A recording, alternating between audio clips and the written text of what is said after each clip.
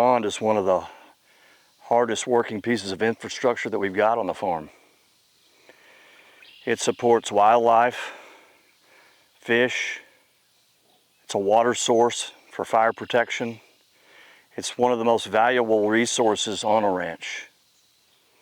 It adds value to the property, and it's obviously got great aesthetic value, recreation, so many things.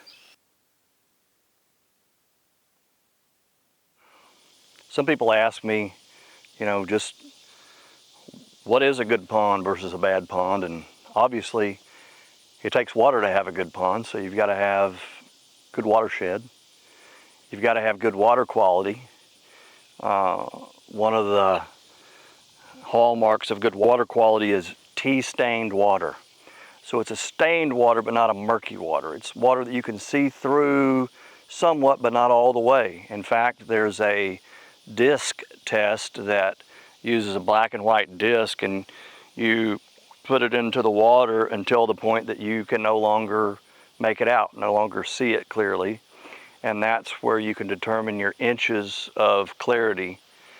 And my recollection is somewhere around 24 inches is good. This water looks to be very nice and tea stained, and so that means that it's got the right balance of ingredients and pH, nutrition, etc.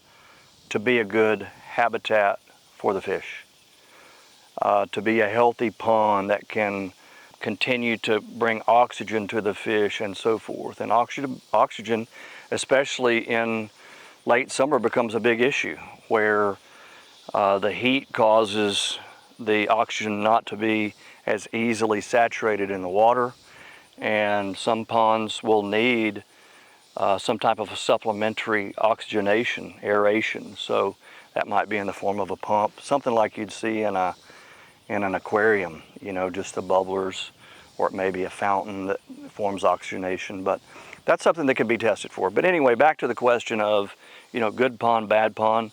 You'd like to have vegetation, not too much. You'd like to have your banks in good shape. You'd like to, I guess, talking about vegetation, another question that I'm asked is how much vegetation? And we can see here, we have, I don't know, I'd call it 20 yards of area that's in the cattail. That's good. If there were more, that would be fine too.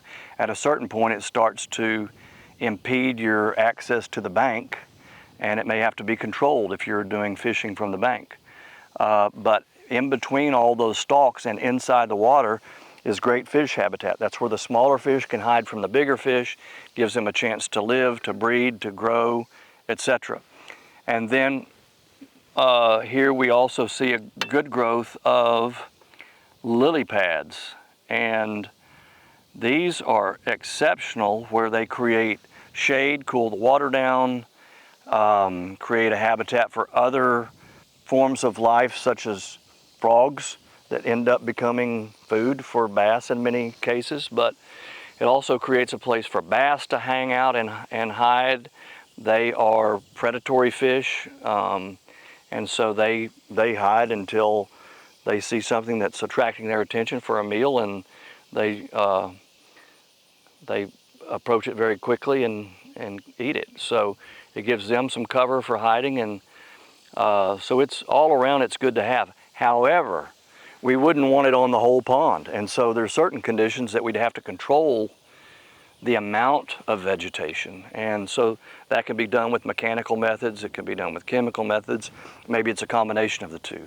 If you kill too many of those too quick, you get a nitrogen spike in your pond. That's bad for your fish.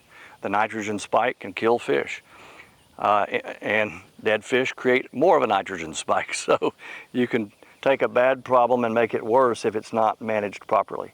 And Tejas doesn't do pond management, but there are a lot of companies that do, and it's something that if you don't have people on the payroll that are able to do that, or people that can advise you, there are consultants that can do that to make sure that your pond is as productive and as healthy as it can be.